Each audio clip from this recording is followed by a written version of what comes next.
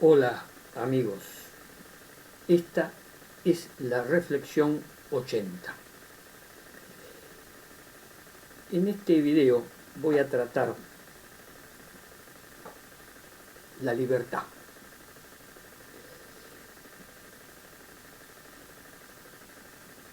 La libertad, obviamente, referido al Homo sapiens, a nosotros, los seres humanos. Comienzo diciendo que este concepto de libertad lo fuimos elaborando de manera progresiva. Voy a comenzar diciendo que los Homo sapiens somos producto de una evolución biológica.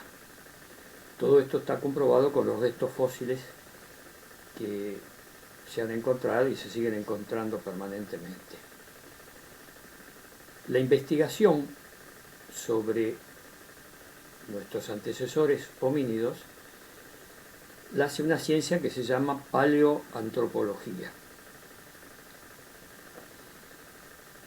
El campo de estudio son los restos fósiles, restos arqueológicos, y sobre la base de lo que se va descubriendo se aplican técnicas cada vez más sofisticadas para saber el ADN, por ejemplo, de un hueso de un fósil. Bueno, no voy a entrar en eso, simplemente voy a hacer un raconto, una historia del homínido muy rápida, muy sintética. Los homínidos ancestrales, por ejemplo el Australopithecus, que son restos fósiles de 3,5 millones de años para atrás, eran seres muy primitivos, eran animales. Nosotros también somos animales, pero somos animales sociales. Y aquí viene, ya voy dando pistas para entrar en el concepto de la libertad.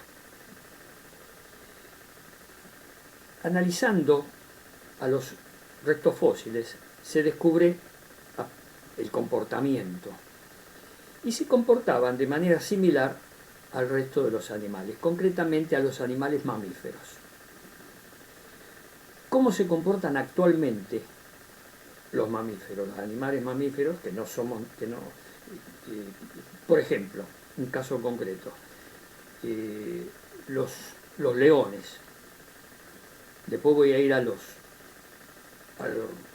chimpancés, gorilas, orangutanes, que son los más cercanos a nosotros. Pero los leones, en realidad, casi todos los mamíferos tienen un comportamiento similar y la mayoría se manejan en manada, o sea, se juntan a un grupo de individuos. Y las manadas, generalmente, estoy hablando de los animales actuales, están dirigidas por lo que se denomina el macho alfa. ¿Por qué macho? Porque en las especies de animales el macho suele ser el más fuerte, el más grande, el más fuerte. Y domina con la fuerza. Yo voy dando pistas para lo que voy a decir después de nosotros. En las manadas de animales, los leones, hay lo que se llama el macho alfa, que es el que dirige y controla a la manada y el que tiene derechos sobre el resto. Por ejemplo, de tener relaciones con las hembras y acceder a la comida, por ejemplo, en primer lugar. Ahora bien, yo mencioné a los leones porque tienen una característica muy interesante. Los leones machos, el macho alfa, son muy vagos. Los que más trabajan son las leonas, las hembras. Las que cazan son las hembras. Después traen la presa cazada y viene el león macho alfa y es el primero que empieza a comer. Bueno, pero las que cazan son las hembras. Casi en toda la manada de leones, casi en todas pasa esto. Quiere decir que las hembras tienen una situación dentro de la manada importantísima, además después de tener cachorros, cuidarlos y protegerlos. Protegerlos. Cuando un macho alfa de una manada de leones, lo pongo a los leones como ejemplo de lo que estoy diciendo, cuando un macho alfa de una manada de leones se pone viejo, aparece algún macho joven y le compite por el ser el principal, el jefe de la manada, el macho alfa. Si está muy viejo, el león más grande se retira si ve que no puede, si observa que no puede luchar con el otro que tiene más fuerza. Y se va, se suele ir, y acepta el nuevo liderazgo del macho más joven. Ahora, ¿qué suele hacer el macho más joven cuando toma el control de la manada? Esto específicamente en los leones, en muchas otras especies debe suceder algo similar. Intenta matar a los cachorros del antecesor, para lo cual muchas hembras tratan de ocultar a los cachorros para evitar que los mate, y en muchos casos no solo los mata, sino que se los come. Canibalismo. Está comiendo a alguien de su misma especie. Esto es un fenómeno que incluso se da en el Homo sapiens, así que no hay que alarmarse tanto. Bueno, pero ya di una pista. Las hembras tienen, en el caso de los leones, un papel preponderante. Y en muchas otras especies de animales también son las hembras las que cazan. Esta conducta de un jefe, un macho alfa dominante, en los primeros homínidos, el Australopithecus, que mencioné al principio, 3.500.000 años, era muy primitivo. Apenas caminaba erguido. Pero yo voy a adelantarme, venir más para la época actual. Y me voy a ir salteando. En otros videos ya he hablado toda la escala de fósiles que hay, ya está comprobado toda la evolución biológica. Yo estoy hablando de biología. Paleoantropología, o sea, el estudio del hombre antiguo. Paleoantiguo, antropos, hombre, logía el estudio de los fósiles. Pero yo me voy a volver más cercano, y de los 3 millones de años. En otros videos señalo los distintos fósiles que se han encontrado, se sabe toda esa cadena, el Homo erectus, el Homo el Neandertal, que yo analizo mucho al Neandertal, pero voy ya a la aparición del Homo sapiens, aproximadamente unos 100.000 años para atrás, aproximadamente, empieza a aparecer el Homo sapiens, que compite con otros homos, con otras especies de homínidos, y termina extinguiéndolos, o los combate, los ataca, los suprime a los otros. Llegó a haber, hace 100.000 años atrás, 150.000 años atrás, llegó a haber hasta 8 especies distintas de homínidos, de homos, o sea, similares a nosotros. El Neandertal, había el hombre de Java, el Homo erectus, varias especies. En otros videos yo lo menciono, no me quiero detener porque quiero ir rápido al concepto que dije que iba a hablar, que es la libertad. Pero estoy haciendo estos antecedentes. Aproximadamente unos 60.000 años para atrás, el Homo sapiens se empezó a establecer de una manera distinta, se empezó a agrupar y empezó a trabajar la tierra. Previamente, antes, salté la etapa donde descubre las herramientas, las piedras, chocar una piedra con otra le produce una chispa que hace fuego. Bueno, todo eso lo digo en otros videos. Pero quiero mencionar este antecedente. Cuando el Homo sapiens se establece ya de manera más tranquila, empieza por ejemplo a cultivar la tierra, a tener manadas de animales para comer su carne, empieza a agruparse. De unos 60.000 años para atrás a los 10.000 años para atrás. En ese lapso se fue formando una, no civilización todavía, pero sí agrupamientos de Homo sapiens, donde se manejaban con la estructura de la manada. Había un jefe. Y ese jefe eran generalmente Homo sapiens machos alfas, el más fuerte. Se sabe por los restos fósiles que algunos de estos agrupamientos había construcciones muy primitivas de tipo social, se agrupaban. Juntos, por ejemplo, juntos salían a cazar, en este caso los machos, los homínidos machos, los Homo sapiens machos. Pero en la organización social se sabe por los restos fósiles, por los restos de otras, de herramientas, etc., que algunas de estas agrupaciones había un predominio de las hembras. Eran las que cuidaban no solo de los hijos, cuidaban el hábitat donde estaban. Es decir, podíamos hablar de un primitivo matriarcado.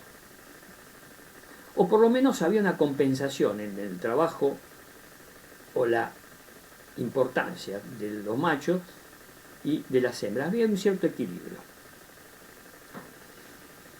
Esta construcción, ahí se va construyendo y separándose el Homo sapiens del resto de los animales. Y la separación es cuando se agrupa socialmente y empieza a construir lo que después serían una sociedad, la sociedad humana. Esa construcción llevó miles de años, no es así de golpe, llevó miles de años. Y en esos miles de años, de los 60.000 años, vamos a ponerle para atrás, a los 10.000 años, donde se consolidan el Homo sapiens agricultor, o sea, empieza a cultivar la tierra, empieza a tener herramientas para cultivar la tierra, a tener más granjas, pero ya de 60.000 años para atrás ya hay formaciones de este tipo, lo que dije recién. Eso, algunos autores, algunos sociólogos, estamos entrando lentamente en la sociología. La sociología es la ciencia que estudia la sociedad, obviamente humana. Estamos entrando lentamente, saliendo de la biología, de la paleoantropología y de la antropología, vamos saliendo lentamente introduciéndonos en la sociología, que es la ciencia que estudia la sociedad. A medida que evoluciona esa antigua civilización, todavía no son civilizaciones, las antiguas civilizaciones son la de Sumeria, la de Acadia, la de Egipto, todavía no llegamos, esas civilizaciones están 4.000 años para atrás. Yo estoy hablando entre los 60.000 y 10.000.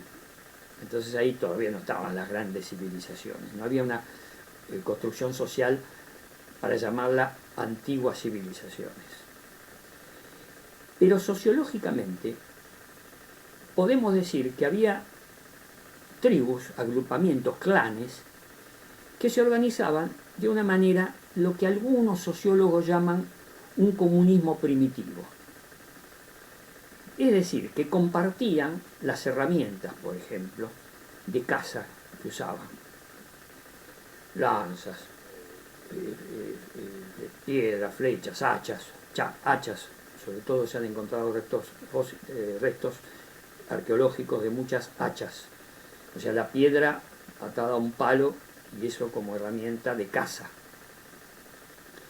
Y esas herramientas hay comprobaciones que dicen que existía un comunismo primitivo, o sea, compartían esas herramientas.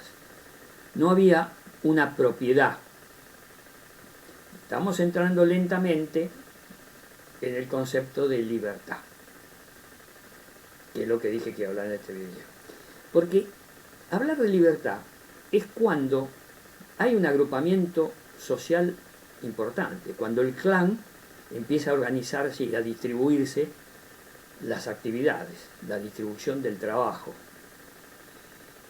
Pero en esas épocas primitivas, más atrás de los 10.000 años, era, por las comprobaciones arqueológicas, y las herramientas de caza, lo que dije recién, eran comunitarias, no había esta lanza es mía, esta hacha es mía. Se compartía, se dejaba en un depósito, se agarraba un hacha cualquiera y se usaba esa hacha para cazar. Eso se sabe porque hay yacimientos arqueológicos con agrupamientos de herramientas. O sea que había un depósito de herramientas. Y junto con restos fósiles de homínidos.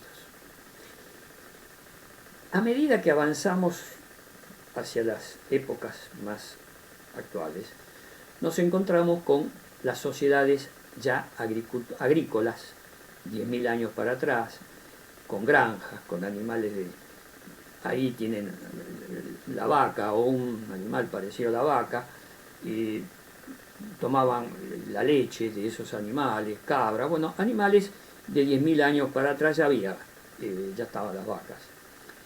Al haber elementos de animales de granja,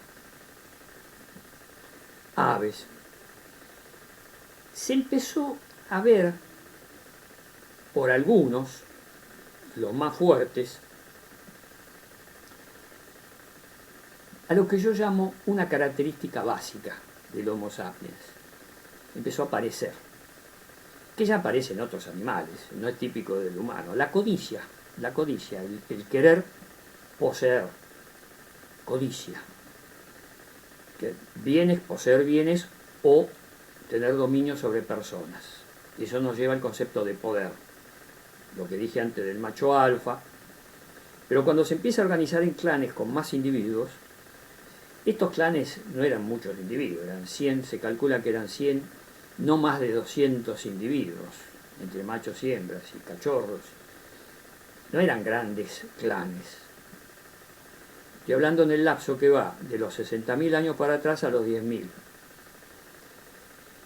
Luego estas organizaciones tribales se empiezan a tener más individuos. A los 10.000 años se sabe que ya había agrupamientos mayores y que había granjas. Ahí empieza el elemento básico de la codicia, empieza a trabajar y empieza a aparecer las herramientas. Cada uno quiere tener la suya, y esto se sabe por los restos fósiles, cómo están las herramientas distribuidas. Pero seguía existiendo una comunidad de bienes de trabajo. Es decir, esto lleva a algunos sociólogos a decir que el comunismo es primitivo, porque había el comunismo, es decir, los bienes son comunes para todos los miembros del clan. Es un comunismo primitivo. Por eso dicen que en la época actual, con la actual civilización, hacer un comunismo es volver para atrás. Eso dicen algunos sociólogos. Yo voy citando ya distintas teorías, porque entramos en una ciencia social que es la sociología y empiezan a aparecer teorías, que también aparecen, por ejemplo, en la filosofía, ¿no? Y en las ciencias exactas también aparecen distintas teorías, y hasta que se confirma que una tiene más pruebas que otra, es más verificable y priva una teoría, hasta que se encuentre otra cosa que la supere. Pero en las ciencias sociales, estoy hablando ya dentro de la sociología, las teorías tienen muchos elementos y hay teorías muy fuertes. Por ejemplo, eso de que el comunismo primitivo existía, sí, existía un comunismo primitivo. Y eso le hace decir a algunos sociólogos, sobre todo a los liberales, decir que el comunismo es una organización social primitiva. Y que eso dicen ellos, no lo digo yo. Dicen estos sociólogos. Y que volver para atrás en una organización social primitiva sería volver para atrás, es retroceder. Y la civilización tiene que ir para adelante, dicen estos sociólogos. Y aquí ya vamos viendo elementos que van haciendo al concepto de libertad. Porque estos agrupamientos, ya nos vamos acercando, 10.000 años para atrás, nos vamos acercando a las grandes civilizaciones, donde la codicia sobre bienes y personas empieza a acentuarse. Nos vamos acercando y las grandes civilizaciones, 4.000, 5.000 años, 6.000 años para atrás, empieza a aparecer el poder. El poder. Las organizaciones sociales empiezan los clanes empiezan a tener más miembros y empieza a aparecer el poder. Y con el poder empiezan a aparecer, yo lo digo así, pero es la realidad, empiezan a aparecer los ricos y pobres. Los ricos y pobres. Ricos son los que juntan más bienes y pobres son los que no acceden o acceden en poca cantidad a esos bienes, a las herramientas de trabajo. Y empiezan a aparecer el poder y los pobres, los que tienen menos herramientas de trabajo y que tienen menos fuerza física también, todo se va conjugando, se van sometiendo. Y los otros, más fuertes, más robustos, con más herramientas, acumulan armas y empiezan a querer dominar a los otros. Y ahí viene el bichito de la codicia y del poder. Es un bichito, yo lo digo así bichito de manera para hacerlo un poco más risueño. Esa característica básica de la codicia, del lucro, la agresividad, porque para estos que acumulaban cosas, se defendían de los otros, porque al principio los otros no aceptaban eso, entonces había peleas, y entonces en las peleas predominaba el más fuerte, el que tenía más armas, el que se organizaba de una manera más astuta. Bueno, y sobre la base del poder sobre los más débiles, los que tenían menos herramientas, menos armas, se fue construyendo una sociedad muy típica del Homo sapiens antiguo, que es la esclavitud, el esclavismo. La esclavitud la tenían los griegos, la tenían los egipcios, los sumerios, los acadios, los hititas, todas las grandes civilizaciones antiguas tenían la institución de la esclavitud. Entonces, ¿quiénes eran libres? Los que tenían libertad. Los que tenían poder, los que tenían riqueza, ahí se fue construyendo los pobres, los que se rodeaban alrededor de los reyes, del faraón, el egipcio. Se fue formando lo que llamaríamos ahora aristocracia. Y el poder centralizado, salvo en las polis griegas, en algunas de las polis griegas, donde había un sistema un poco más democrático, que se elegía, pero se elegía siempre entre los más ricos. Los esclavos no votaban, votaban los hombres libres, y las mujeres tampoco votaban. Entonces, hablar de la democracia griega, vamos a decirle antiguas protodemocracias griegas. Es la crítica que yo le hago a los filósofos. Claro, los filósofos pensaban, lucubraban, hacían teorías, Platón, Sócrates, Platón, Aristóteles, los presocráticos. Pero claro, ellos tenían tiempo, porque los que trabajaban eran los esclavos. Los esclavos trabajaban, hacían las herramientas, los utensilios, hacían las vestimentas, cultivaban en el campo, los esclavos. Y los filósofos trabajaban con el cerebro, está bien, hacían un trabajo intelectual, pero sobre la base de la esclavitud. Eso existían las polis griegas llamadas democráticas. Y en los otros grandes imperios antiguos, ni imaginarse. Pongo como ejemplo Egipto, el antiguo Egipto. Los faraones, los esclavos, construían las pirámides, construían todo. Hacían todo el trabajo los esclavos. Y los faraones y la aristocracia que se rodeaba alrededor del faraón, y estaba el concepto que el jefe, yo lo voy a llamar jefe, faraón, rey, lo que fuere, era nombrado por los dioses. Era una emanación de la voluntad de los dioses. En esas épocas había el politeísmo. Casi todas las grandes civilizaciones antiguas eran politeístas, tenían dioses. Que era un invento extraordinario para decir, estos dioses, que no se podían demostrar dónde estaban, bueno, cada civilización lo ponía en un lugar determinado, y decían, los que manejaban la aristocracia, los reyes, los que estaban alrededor del rey, los ricos, los que manejaban, decían que esos reyes le habían dado el poder a los reyes, que esos dioses le habían dado el poder a los reyes, a los faraones. Es decir, hasta muy entrado, pasada la Edad Media, concretamente hasta la Revolución Francesa de 1789, los reyes, los que detentaban el poder, decían que el poder se los había dado, en el caso de Europa, Dios. Ya había un Dios. Y en las civilizaciones antiguas, los dioses. Es decir, siempre el que detentaba el poder decía que el poder se lo habían otorgado los dioses. Entonces, hablar de libertad en esas épocas históricas es un poquito, ubicándonos en las épocas históricas, era una libertad restrictiva. ¿Quién tenía libertad? El faraón, los reyes, ni siquiera los que rodeaban, la aristocracia que rodeaba a los reyes antiguos, tenían libertad, porque se sometían a la voluntad del faraón. Así que la libertad, en cuanto a todas las libertades, porque puedo hablar que la libertad son varias libertades, hay libertades distintas. Me parece que esto va a dar para otro video, porque estoy centralizando mucho en los orígenes del concepto de la libertad.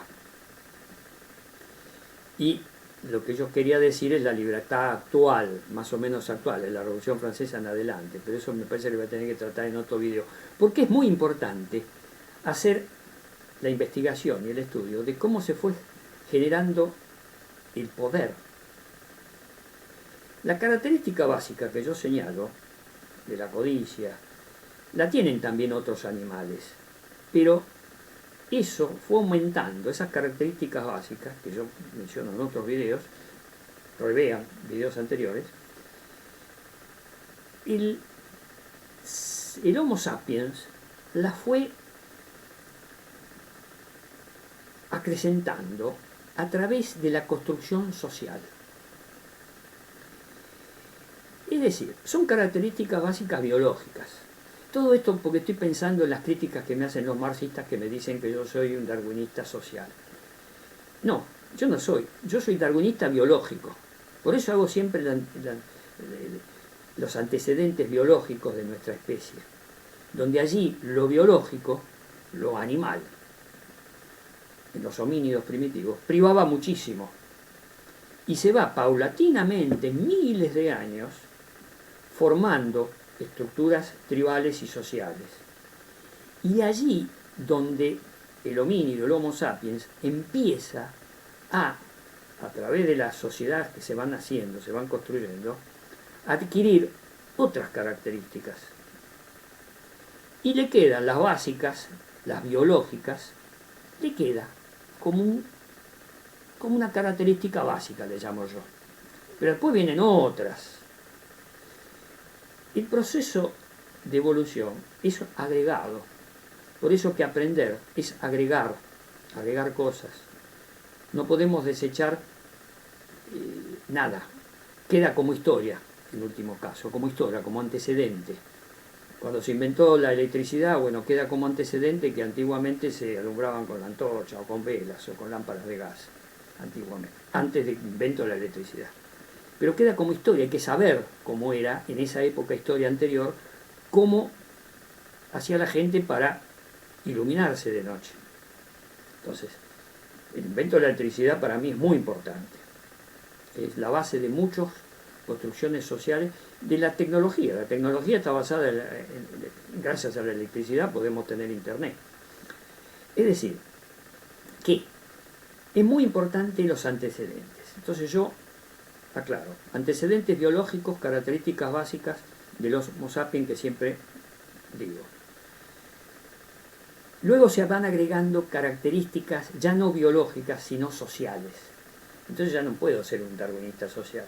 En la base de la estructura, muy en el fondo de nuestra base mental, se conservan esas características básicas, pero empiezan a añadirse otras, muchas otras, que las trae la sociedad.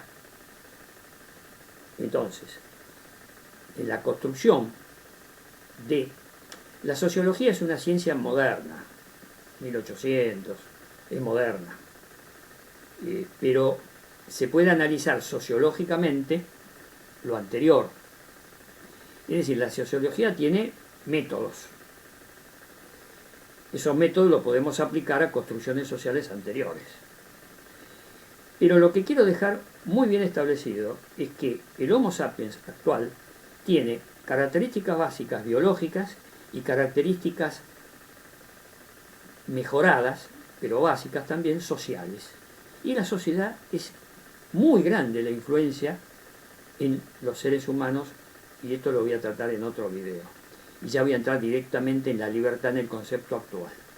Pero yo voy dando atisbos, voy dando pistas. Cuando no podemos hablar de libertad en las sociedades antiguas, en las civilizaciones antiguas, ¿qué libertad había en Egipto antiguo?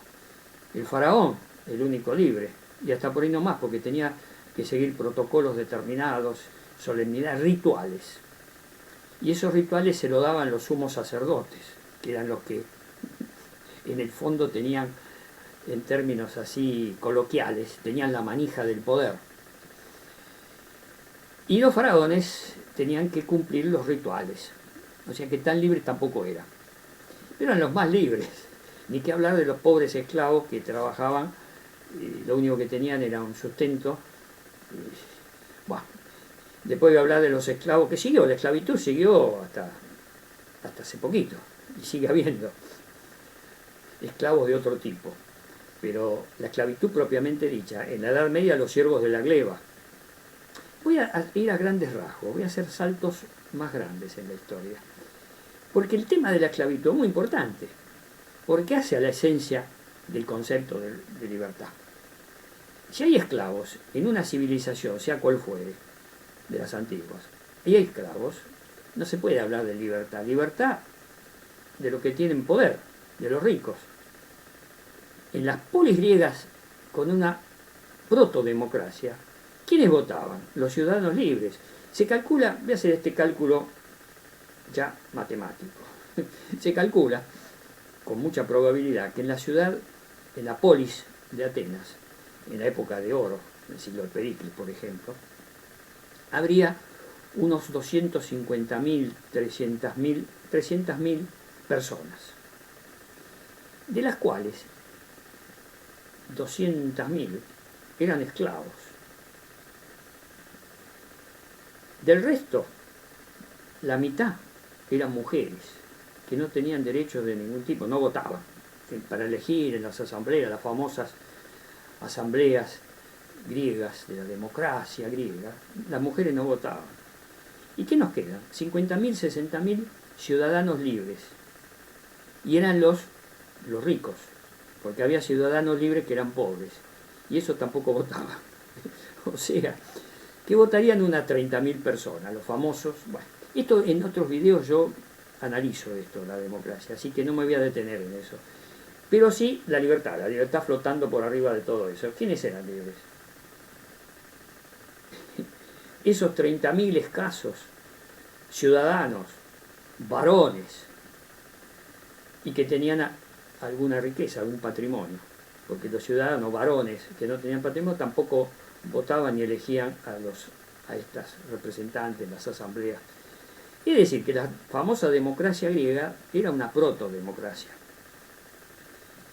el tema de las mujeres. Las mujeres adquirieron el derecho al voto hace muy poco. Hace muy poco. En la República Argentina las mujeres adquirieron el derecho a votar en 1951, en la 1950 adquirió el derecho a voto gracias a una dirigente, a Eva Perón, una dirigente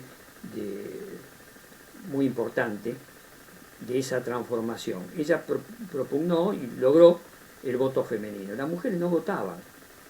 Estoy hablando en la década del 40 del siglo XX. No votaban las mujeres. Como digo, en Argentina, en la República Argentina, en otros países pasaba algo similar. ¿Qué hacían las mujeres? El derecho al voto. Estoy haciendo saltos en la historia, pero para darnos cuenta de cómo ha cambiado la estructura social.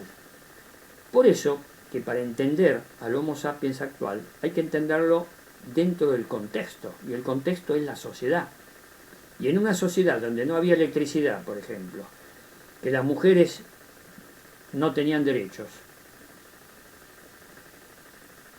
libertad. Voy a hacer una síntesis de lo que probablemente desarrolle más en profundidad en el próximo video, que sería Libertad 2. Porque es muy importante comprender cómo fue evolucionando el concepto de libertad, que está asociado al concepto de ricos y pobres. Los que acumulan bienes ricos en las sociedades antiguas tenían más libertad que los esclavos y que las mujeres. Eran varones. En todas las sociedades antiguas, las civilizaciones antiguas, la mujer tenía un papel secundario, muy secundario. Es decir, estaba ya el patriarcado. Son muy pocas las sociedades donde había matriarcado, muy pocas. En general es sociedades patriarcales. Por eso que hay que ir hacia una sociedad humanista, con igualdad de derechos y obligaciones de hombres y mujeres. Esa es la realidad, que es la lucha del actual feminismo. Estoy dando pistas para entender el concepto de libertad. Nosotros hablamos de libertad. ¿Qué libertad? Y voy a ser muy específico y voy a saltar de épocas antiguas a épocas actuales. Los anticuarentena, los que estaban contra la vacuna, ahora dicen que sí, que hay que vacunarse. ¿Qué dicen?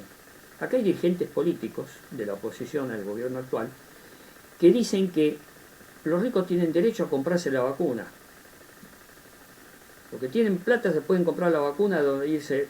De hecho, hay muchos que han ido a Estados Unidos y han metido en filas en lugares donde la vacuna se da en forma más masiva y se han puesto las vacunas. ¿Y qué dice? ¿Y los pobres? Ah, los pobres que se arreglen como pueda, que lo ayude como pueda. Ese concepto tiene. En la sociedad actual, por eso salto de la sociedad antigua, que no habían derechos de ningún tipo para los pobres, para los esclavos y para las mujeres, en la sociedad actual sigue habiendo pobres. ¿Por qué? Porque está el capitalismo. El capitalismo dice la libertad. Y voy entrando ya de lleno al concepto actual de libertad. ¿La libertad de quién? ¿De los ricos? ¿O la libertad de todos? No, en otro video voy a analizar a fondo el concepto de libertad a partir de la Revolución Francesa, porque ahí quiero mencionar a una de las primeras feministas, Olympe de Gauguin, Georgiou, no me acuerdo bien el nombre, pero en el próximo video voy a hablar específicamente de ella, que cuando en la Revolución Francesa, propugnando los derechos del hombre y del ciudadano, ella hizo por su parte los derechos de la mujer y de la ciudadana, y lo hizo, y luchó. Terminó en la guillotina, adelanto.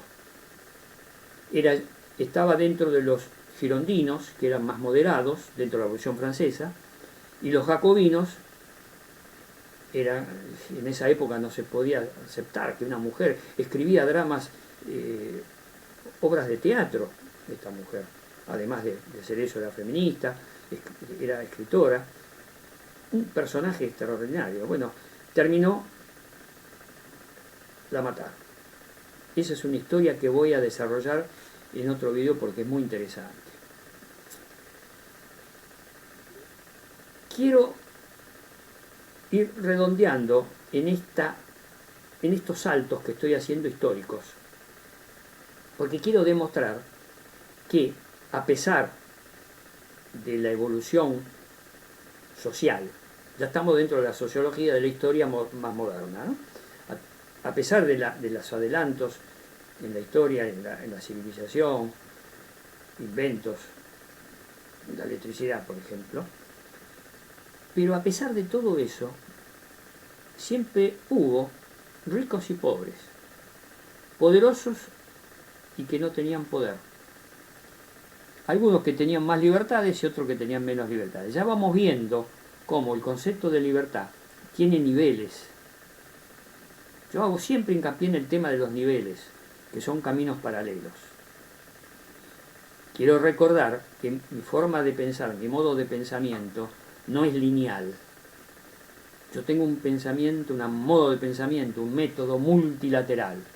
Entonces enfoco cualquier objeto a estudio o análisis desde distintos puntos de vista, de distintas ópticas, porque tengo un pensamiento multilateral. Por eso hablo de sociología, hablo de historia, hablo de biología y hablo de psicología.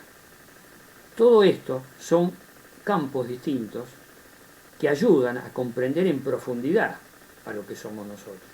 Entonces no podemos simplificar y decir darwinismo social. No, es no pensar de manera multilateral. Los que dicen esto siguen a un referente de manera completa o casi completa.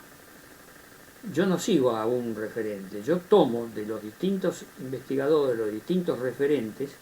Referente, no voy a explicar lo que es, en videos anteriores explico estoy usando terminología que utilicé en videos anteriores. Entonces hay que ver los videos anteriores para entender la terminología que voy a ir usando de aquí en adelante.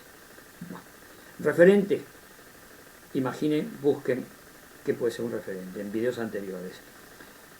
Son aquellas personas que por sus ideas, por sus pensamientos, sus teorías, su poder, generan adeptos, gente que los sigue, en mayor o menor medida. Y estos referentes suelen ser o políticos, o militares, o periodistas, en la época actual periodistas, hay muchos referentes periodistas, religiosos, referentes religiosos, los siguen de manera total. Ese es el problema.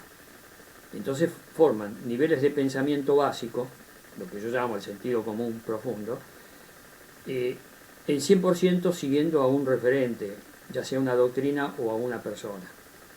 Yo no hago eso, yo tomo. Yo no es que sea antimarxista, yo no soy antimarxista, al contrario, reconozco en Marx montones de cosas. En la filosofía de Marx, en la sociología de Marx y en muchas estructuras que él fue desarrollando. En algunas yo le agrego cosas o le quito cosas o lo veo de otra forma. No lo sigo ciegamente a Marx. Tomo elementos de Marx. También tomo elementos de los liberales, antiguos liberales, de Smith, de Ricardo, de los primeros liberales, de Mill, bueno, de todos los primeros liberales. Hay elementos que pueden ser interesantes, pero tomo muchos elementos también del proceso de la Revolución Francesa, que empezó en 1789 y siguió en distintas etapas un siglo más, hasta 1871, en distintas etapas. No, es la revolución en etapas. Claro, porque después de la Revolución Francesa vino una marcha atrás, vino Napoleón I, el imperio, después vino el segundo imperio, bueno. pero hubo estallidos sociales importantísimos en ese lapso de un siglo. En 1830, en 1848, es decir, de 1789 a 1795, que fue el proceso de la revolución más propiamente dicho. Después ya empieza a aparecer Napoleón, bueno, el triunvirato, después Napoleón, bueno, y finalmente, bueno, lo que siguió de en adelante, no voy a hacer el detalle. Pero allí están las raíces del concepto de libertad. Y mencioné a esa feminista que hizo la Declaración de los Derechos de la Mujer y de la Ciudadana, la escribió, y está. Yo voy a poner el enlace al lugar donde está. Cometió un error estratégico, era feminista, escritora, cometió el error estratégico dentro del proceso revolucionario de colocarse en el campo de los girondinos, que eran los más moderados.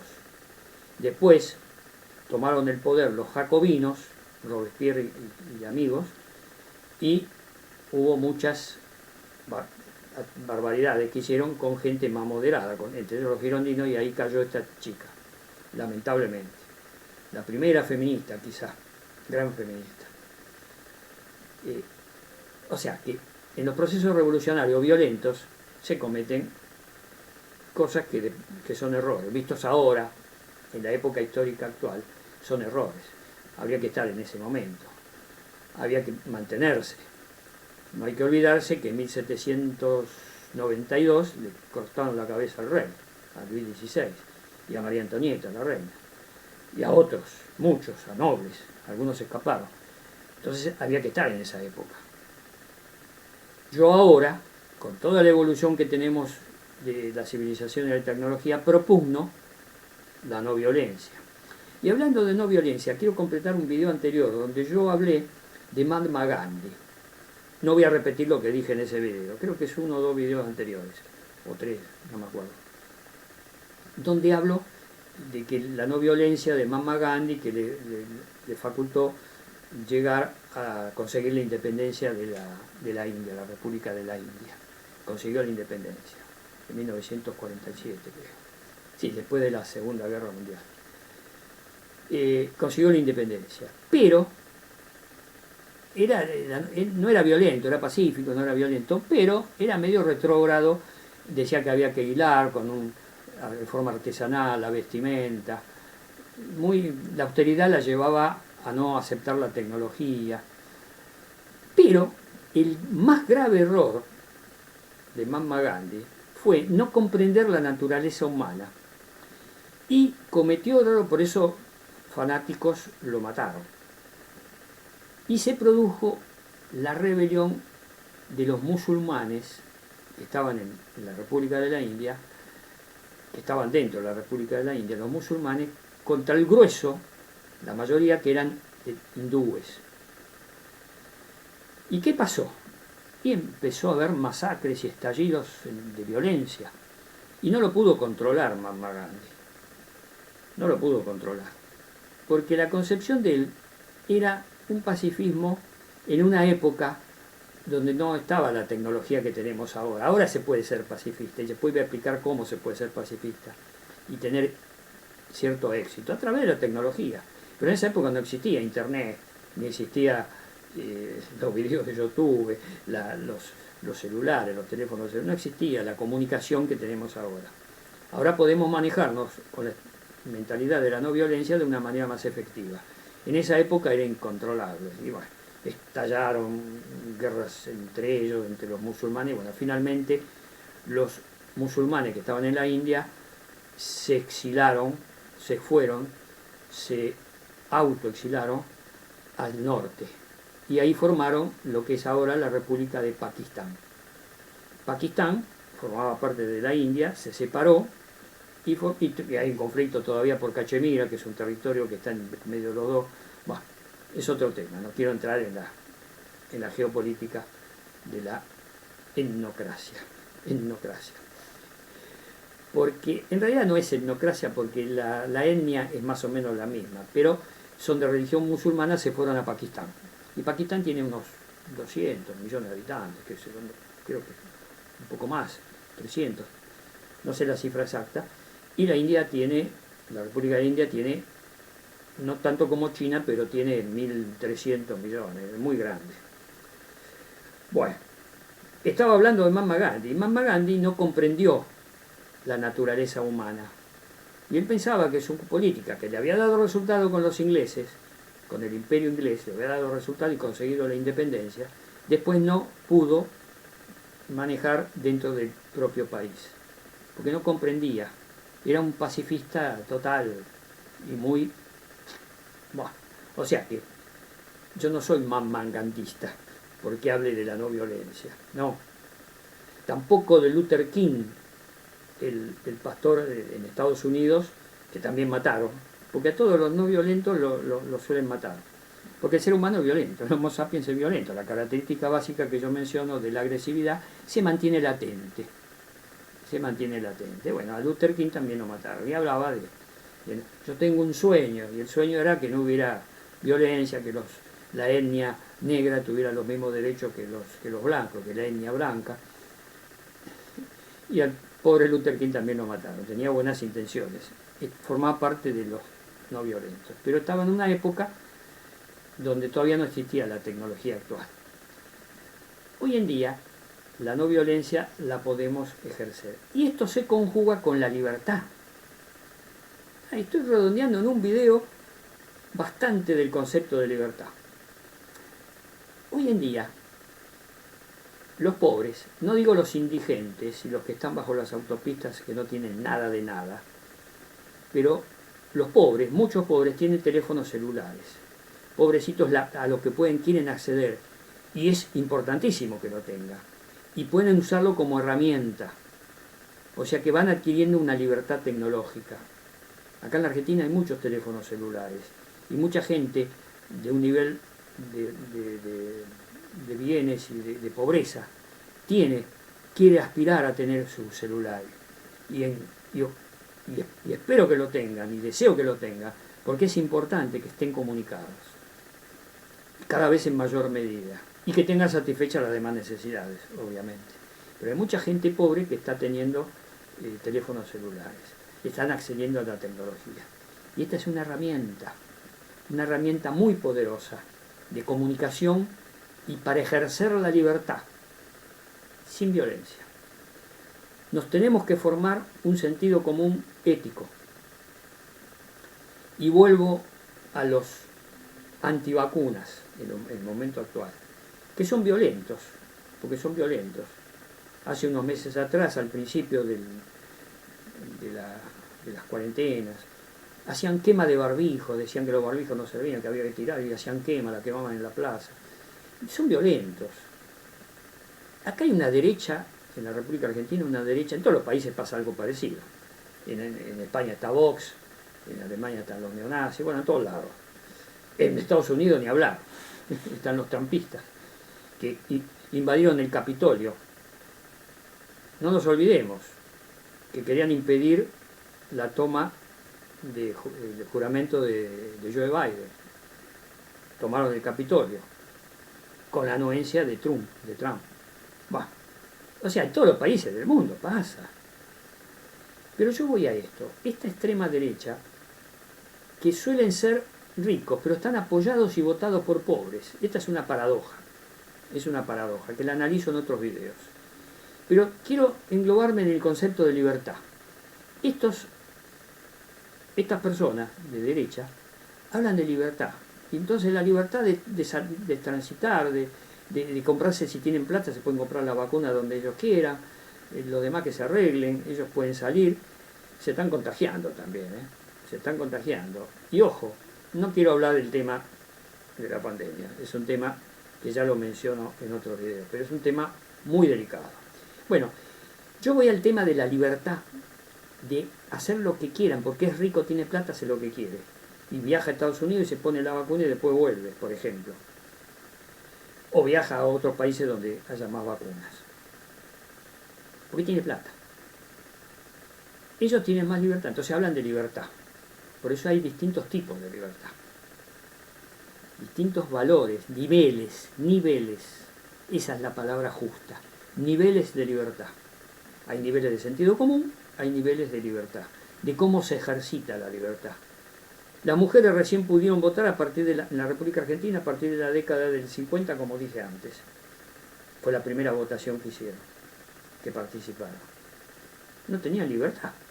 Es más, los derechos civiles de las mujeres, en una ley de 1926, empezaron a tener derechos civiles, a tener algún patrimonio, a adquirir algún bien, derechos civiles. Los derechos electorales recién en la década del 40. Las mujeres, por eso que el movimiento feminista es tan importante apoyarlo. Y es un ejercicio del nivel de libertad.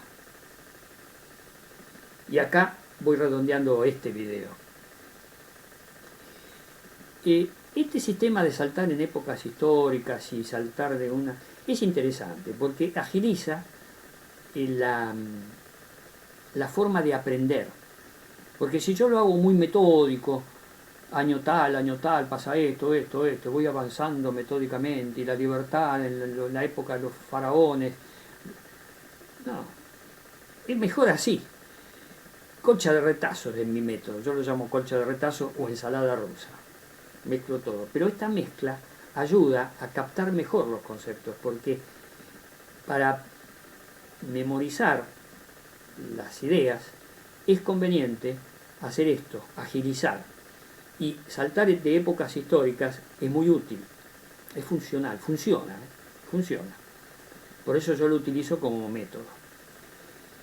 Redondeo este video dentro del concepto de la libertad, que es claro y evidente, cabo suelto, que hay niveles de libertad y que está asociada el concepto de libertad y esos niveles de libertad a las épocas históricas y a la evolución tecnológica. La evolución tecnológica nos permite tener más libertades. Ahora bien, hay muchos niveles de libertades de acuerdo a cada estrato social o género, en el caso de las mujeres, pero también hay niveles de libertad también en función de la educación que tiene la persona. Una persona que tiene escuela primaria, secundaria, y si llega a la universidad, tiene más conocimientos que le permiten ejercitar mejor el derecho a la libertad. Y cuando alguien le dice, no, los ricos tienen derecho a comprarse la vacuna donde ellos quieran y ponérsela, y los pobres que se arreglen como puedan. No, eso está mal, porque está dañando a los pobres. Y allí aplico siempre mi criterio ético, no dañar en especial a otro ser humano. Entonces, la libertad, cuando la ejercita alguien y daña a otro, el daño que se puede producir a otro ser humano puede ser consciente o inconsciente. Es consciente, muchos de estos individuos de las derechas en los distintos países, que hablan de la libertad absoluta para ellos. Es lo que yo digo, la libertad de un zorro libre, que entra a un gallinero donde hay gallinas libres. El zorro libre, gallinas libres y el gallinero. ¿Qué pasa ahí? Es una metáfora, pero es muy útil, porque la libertad de los ricos se contradice, se contrapone y daña a la libertad restringida de los pobres. Hay daño. Los daños en el ejercicio de los distintos niveles de libertad pueden ser inconscientes, las personas no se dan cuenta, pero puede ser consciente cuando nace a propósito. Estas dirigentes políticas de la oposición en este momento en la Argentina, que dicen eso, lo dijo eso, están todos los medios de comunicación, de los medios de desinformación, como les digo yo, dijo eso, que los ricos tienen derecho a comprarse la vacuna como quieran, y los pobres, bueno, que se arreglen como puedan, ahí que el Estado los ayude, y ahí acepta que intervenga el Estado, por ahora. Bueno, esta gente, estas personas, son homo sapiens, con criterios y bases mentales distintas, y que en este caso de forma consciente está dañando a otro ser humano, no permitiéndole que el otro ser humano, que él como tiene plata, puede adquirir ese derecho. Como estas personas no solo están ejerciendo su libertad, como tienen plata, piensan que pueden hacer lo que quieren y están contra las ayudas sociales que hacen todos los países del mundo a la gente muy pobre en momentos de pandemia. Están contra eso, hablan de forma despectiva de que el Estado gasta plata en ayudas sociales, gasta plata, que se arreglen como puedan. No les interesa. Entonces, eso ya es consciente, porque no les interesa, saben que están haciendo daño y no les interesa. Ellos dicen, no, pero cualquiera puede ser rico. No, mentira, eso es una falsedad. Las noticias falsas. Y ahí la libertad. La libertad les hace hacer y decir noticias falsas. Y mucha gente las cree, las noticias falsas. La teoría del derrame. Los ricos van a derramar a los pobres. Es una falsedad total. Si fuera así no habría pobres. Estarían todos los problemas solucionados. No había pobreza en ningún país del mundo, porque los ricos están gobernando. El capitalismo es el gobierno de los ricos, de las grandes empresas, de las empresas privadas, oligopólicas. Entonces, en este ensalada rusa y colchón de retazos que estoy dando datos. Entonces el concepto de la libertad está bailando, la libertad baila de un sitio a otro, baila por arriba de la sociedad. Entonces, cuando hablamos de libertad, hay una teoría también sociológica, política, que dice la libertad de cada uno termina donde comienza la libertad de los demás. Esto es muy relativo, esto lo voy a hacer un análisis en otro video, pero no es así, porque siempre priva la libertad del que tiene más poder. Y suele, en la sociedad capitalista, el que tiene más poder es el capitalista, el más rico, los súper ricos. Esos tienen, incluso en la pandemia, estoy viendo estadísticas de la revista Forbes que dicen los ricos del planeta. Los ricos del planeta han elevado en la pandemia a un promedio de 10 veces más su riqueza. El que tenía 100, pongo una cifra, tiene miles y miles de millones. El más rico, según la revista Forbes, tenía 40.000 millones de dólares y ahora tiene 170.000 millones de dólares. Aumentó una barbaridad. El que le sigue también, aumentaron 10 veces en la pandemia. Cuando esa plata se hubiera utilizado para hacer medicamentos, para hacer vacunas, estaría superada la pandemia. Pero no, estos súper ricos quieren ser más ricos todavía, la codicia. La libertad, ¿de qué libertad se está hablando? ¿La libertad de los súper ricos para hacerse 10 veces más ricos con la pandemia? No, es una barbaridad, es una monstruosidad ética, una monstruosidad ética. Está en la revista Forbes, véanla, está en internet, la puede ver cualquiera.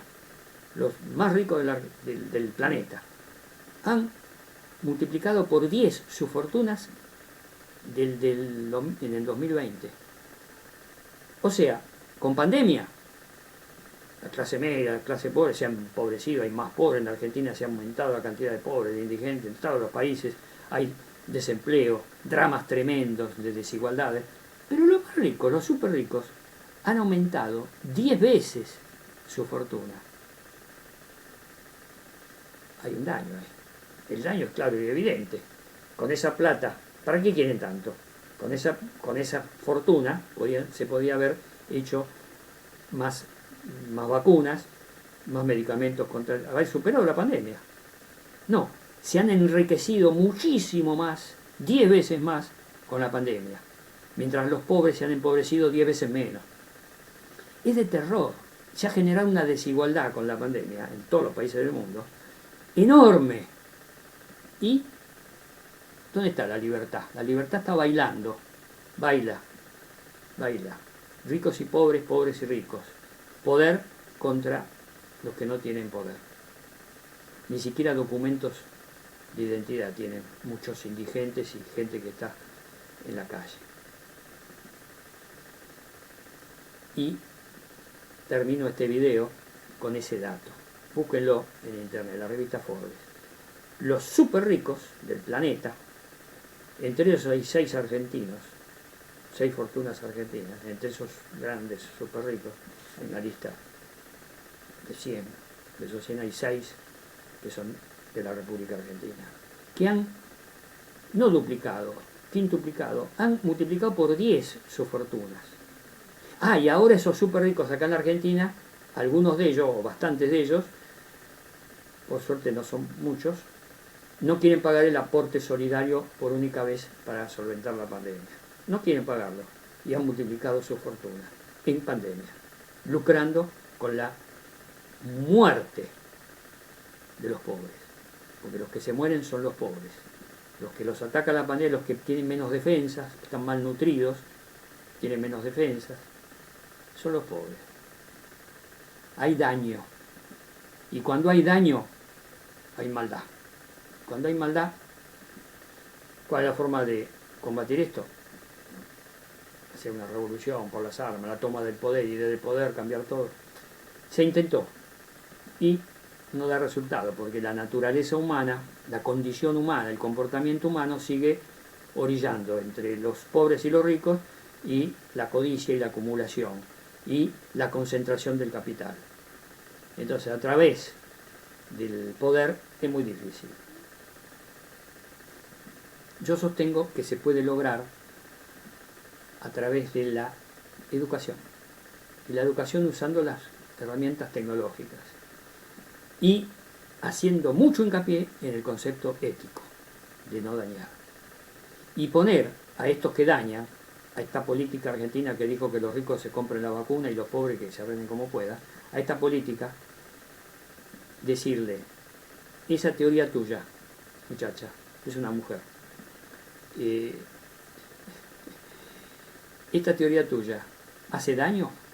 No, que va a hacer daño, los pobres que se arreglan, y bueno, los pobres, vos no querés ayudar a los pobres, no, que se arreglan como puedan, no tienen plata. En el sistema capitalista se puede, con el derrame, las empresas dan trabajo, hay que producir, que haya muchas empresas capitalistas, el mercado produce el derrame. Esto es mentira. Pero muchos pobres se lo creen y los votan. Entonces, lograr que no los voten más y que se vayan quedando cada vez menos de estas personas que hacen daño, un 10, un 20, un 30% que sean ahora, que se vayan reduciendo, porque se van a ir reduciendo. Los hijos de estas personas van a estar más imbuidos del sentido ético, por internet, por sus compañeros, etc. Y el sentido ético va a empezar a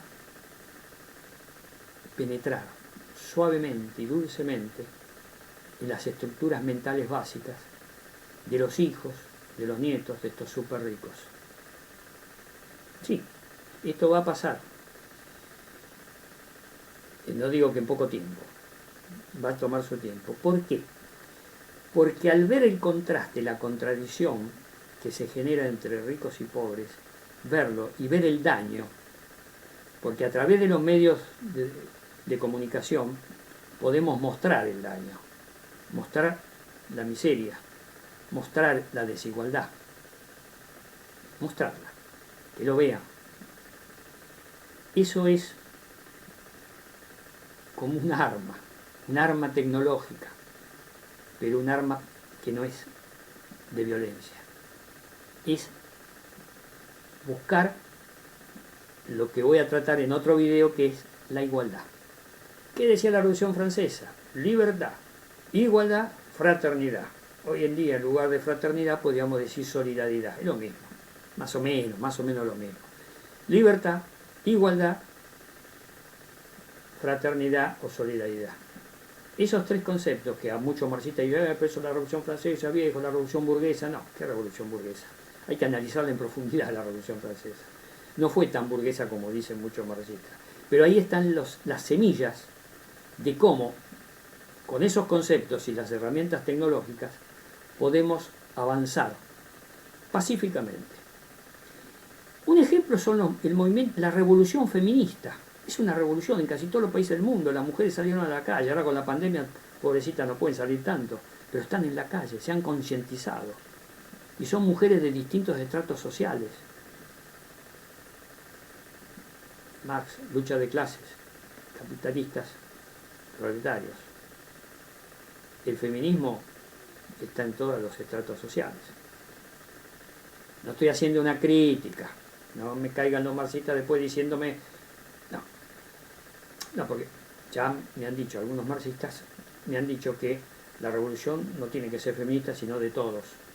Pero las mujeres las que están poniendo el cuerpo lo están poniendo las mujeres, las que salen a la calle, las que mueren. Los femicidios son contra mujeres. La valentía de las mujeres que están agrupándose y que están consiguiendo cada vez más derechos. Hay una revolución allí, y bastante pacífica. Pues salen a la calle en manifestaciones pacíficas, votan. Espero que voten a partidos, en ese entramado que hay de distintas clases, que voten a partidos que en otros aspectos también defiendan a las mujeres. Porque si votamos a partidos que hablan del capitalismo que va a derramar, y esas mujeres que son feministas quieren sus derechos, y después cuando van al trabajo, a buscar el trabajo, las empresas oligopólicas capitalistas no derraman. Bueno, es tremendo la desigualdad que hay en el trabajo femenino en las empresas. Las mujeres que llegan a posiciones de importancia en empresas, incluso en los estados, no son muchas. Bueno, quiero terminar este video donde yo no pensaba hacer esto, salió esto, pero como yo hago asociación libre de ideas, lo digo siempre, sale esto, que puede ser útil porque son todos cabos sueltos, son datos constatados de la realidad. Pistas y cabos sueltos, para pensar y ver cómo podemos cambiar las cosas, porque tiene que haber un cambio cultural. Yo lo llamo cambio cultural, que tiene muchas patas, ese cambio cultural. Una pata es la tecnológica, usar la tecnología. Otra pata es solo el movimiento feminista, es una pata importantísima, que las mujeres salgan y ponen el cuerpo. Lamentablemente están los femicidios, esa es la injusticia. Es otro tema que voy a tratar en próximos videos. Por ahora me voy a empezar con libertad, igualdad y fraternidad o solidaridad. Y después voy a empezar a hablar en videos a fondo de la justicia, que ya menciono en otro video la diferencia entre justicia y poderes judiciales. Y voy a empezar ya paulatinamente dando mis propuestas. Yo tengo propuestas, tengo teorías y propuestas. Yo sigo a muchos profesores que dan clases, hay infinidad de profesores que dan clases en internet, extraordinario. Estoy siguiendo ahora unas clases de sociología de una universidad del sur de la República Argentina, donde hay clases de sociología muy buenas, muy buenas. Estoy siguiendo clases de España, de todos lados. Yo tomo elementos de todos lados. Pero ¿qué noto? Que, por ejemplo, en filosofía, son profesores, algunos buenos, otros no tan buenos. ¿Y qué hacen los profesores? Enseñan lo que dicen los filósofos. Hay muy pocos filósofos en internet que pongan y propongan nuevas posiciones, nuevas teorías, nuevas tesis, o como se quiera llamar. Yo prefiero no hablar, ni desarrollar, ni dar clases sobre Nietzsche, o sobre Spinoza, o sobre Kant. En la escuela secundaria a mí me decían Kantito, por Kant, porque era el único que lo entendía Kant. Crítica de la razón pura, crítica de la razón práctica, crítica de las costumbres, bueno, toda la obra de Kant. El único que lo entendía en la escuela secundaria, en el Colegio Nacional de Buenos Aires, el único que lo entendía era yo, me decían Kantito. Tengo una anécdota que habían puesto en el pizarrón, en esa época se usaba un pizarrón, clases magistrales, y cuando venía el profesor de filosofía, teníamos la materia de filosofía, y psicología también. En la materia de filosofía pusieron, en el pizarrón, compañeros, donde me di cuenta, pusieron Kantito. Entró el profesor de filosofía y él pensó que era un agravio a él, porque era petizo, chiquito, que le decían Kantito a él. Y ahí tuve que salir yo diciendo, no, profesor, no se refiere a usted, se refiere, me están diciendo a mí, porque... Y lo tuve que convencer al profesor de que no era un agravio a él, y entonces aceptó que el chiste era conmigo, la broma era conmigo. Pero no sé en el fondo si tan así era. Habría que ver el sentido común profundo de mis compañeros de la escuela secundaria. Yo salí en defensa de ellos diciendo que se referían a mí, pero no estoy tan seguro si Cantito era yo o era el profesor pequeño de filosofía. Bueno amigos, termino el video con esta anécdota risueña. Es una forma de matizar estos... ¿Qué son lo que hago yo? Reflexiones. Lo mío son reflexiones. Yo no doy clase de nada. No doy clase. No explico a Kant.